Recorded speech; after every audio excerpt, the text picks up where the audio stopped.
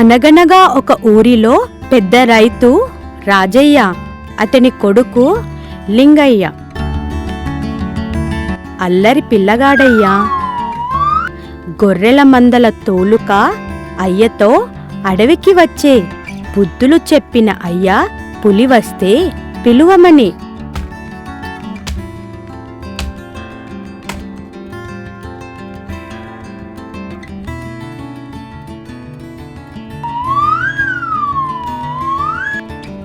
నాయనా, పులి వచ్చెనంటూ అయ్య నాట పట్టించే.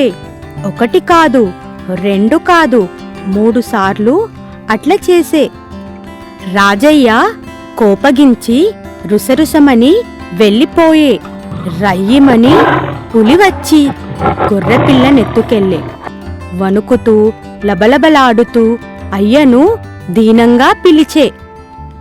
అబద్ధాలు ఆడనని అప్పుడే మనసులో తలచే.